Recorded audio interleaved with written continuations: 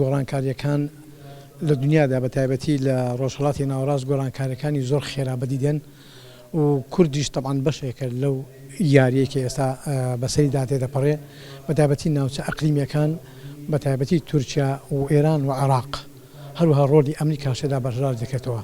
ئێمە ئەو کۆنفرانسەمان ئیمڕۆ ئامادە کرد بۆ ئەوەی بە ئاگاهاتنەوەیەک یاخود سەرنجڕاکێشانێک بۆ دەسەڵاتدانانی کورد بۆی ئاگاداری و بن لەو قۆناغە گۆڕانکاریانەدا دانەبڕێن. بۆیە کۆنفرانسەکەمان بە بەشداریکردنی چەندین کەسایەتی هەروەها چەندین شارەزا و ڕاوێژکاران دەبارەی شارەزاییان دەربارەی ڕۆژهەڵاتی ناوەڕاست و تورکیا و ئێران و عێراق و ئایندەی کوردستان بەڕێوەچێن دەردەچێت. ئەمە لە ئاخیری هەمووی وەکو توێژینەوەکی زانستیانە توێژینەوەکی سیاسیانە توێژینەوەکی دیبلۆماسیانە دەکەین هەتا ئێستاکە وەکو دەستگای ستاندەر ئێمە هەموو شتێکمان پێشکەش بە حکوومەت و دەسەڵاتدارانی حکوومەت کردووە. بەڵام ئایان چەندیان گرنگ پێداوە چەندیان پێداوە ئێمە بەکاری خۆمان هەساوین بەڵام لە نەتیجە لە ئەنجامدا کارەکانمان هەمووی ئەو بۆ جێگای ڕازیبوونی ئەواندا بێتن.